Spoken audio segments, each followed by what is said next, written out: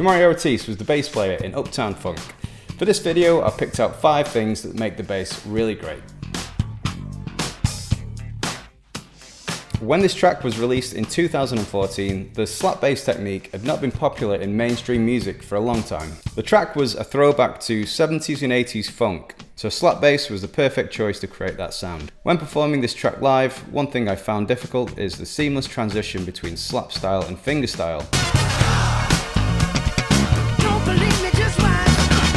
Makes me wonder if this bass line was played in one take, or was it chopped up from different takes. Either way, it sounds great, especially the thumb on the low B string.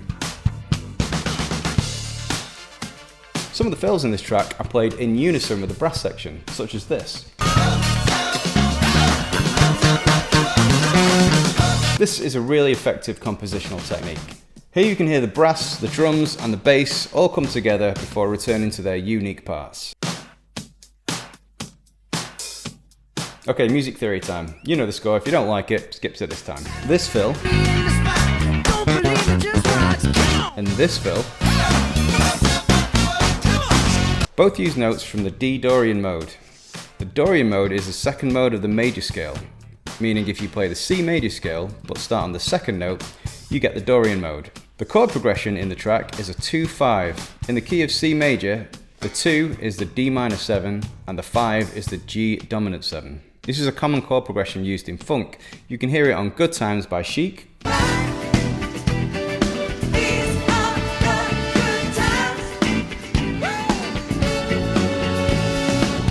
and Oops Upside Your Head by the Gap Band.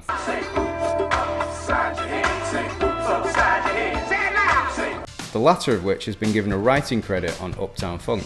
So the 2 chord, the D minor 7, and the second mode, the D Dorian, go together. So playing the Dorian mode over the 2 chords sounds great. This makes it an ideal candidate for playing fills. The characteristic note of the Dorian mode is the 6th, and that's highlighted in both of these fills. And what's more, each time they descend by a tritone to the flat 3rd.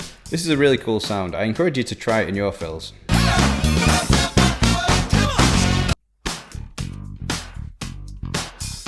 I mentioned before that things like slurs, vibrato and slides will give your bass lines a unique human feel, and this track is full of them. On the main bass line, the F is played and it hammers on very quickly into the G, adding some character and feel to the bass line. And there are loads of slides in there too, which lend themselves to that kind of classic funk feel.